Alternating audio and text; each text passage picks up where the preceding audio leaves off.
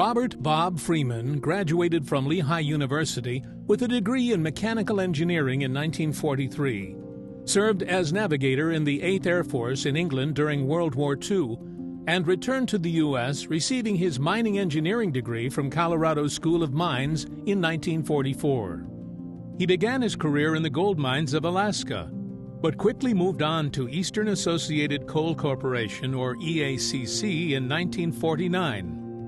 At EACC, he began in the engineering department and worked his way up the management ranks in various positions from rodman, transitman, resident engineer, assistant mine foreman, production engineer, and as mine superintendent of Wharton No. 1 and No. 2 and Copperston Mines.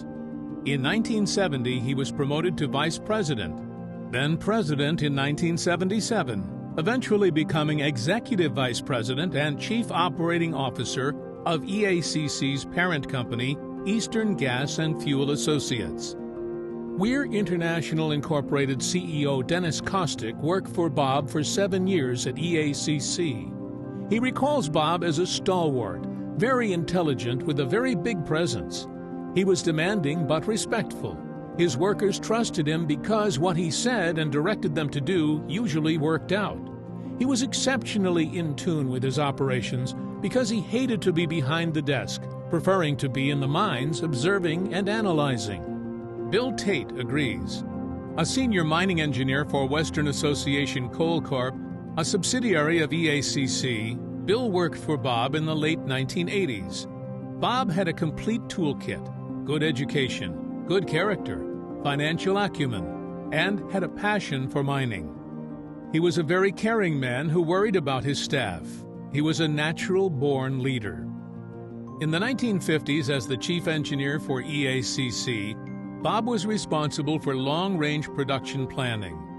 He began to study mechanized longwall mining systems that were in use in European mining countries. Longwall mining, a type of practice considered to be a full extraction method, nets more coal with fewer miners than traditional room and pillar techniques. Longwall mining is an almost continuous operation involving the use of self-advancing hydraulic roof supports, a sophisticated coal shearing machine, or plow, and an armored face conveyor paralleling the coal face. Working under the mobile roof supports, the shearing machine rides on the armored face conveyor as it cuts and distributes coal onto the conveyor for transport out of the mine. The steel canopies of the roof supports protect the workers and equipment located along the longwall face, while the roof is allowed to collapse behind the supports as they are advanced. Bob quickly recognized that modifications to those designs and operations could significantly benefit U.S. coal production, reduce the number of miners needed for mining the coal, and improve the safety of his mine personnel and mining equipment.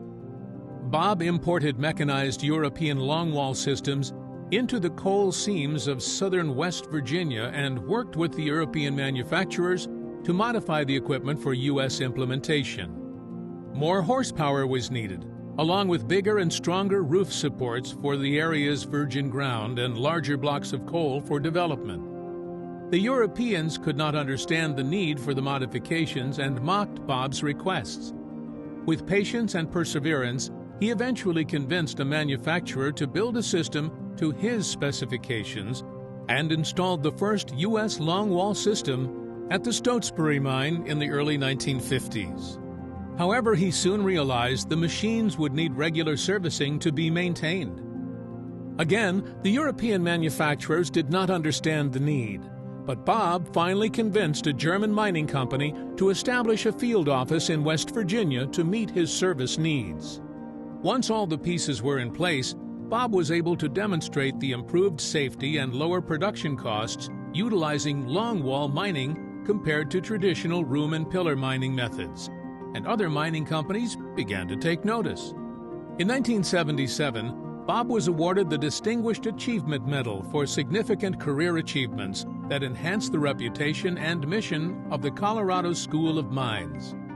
In 1985, after 36 years with Eastern, Bob retired. Harry Main, a colleague of Bob's for 55 years, has no doubt. Robert H. Freeman was the driving force that changed the nature of underground coal mining in the U.S. and led to the very highly efficient longwall mining systems found operating the world over today.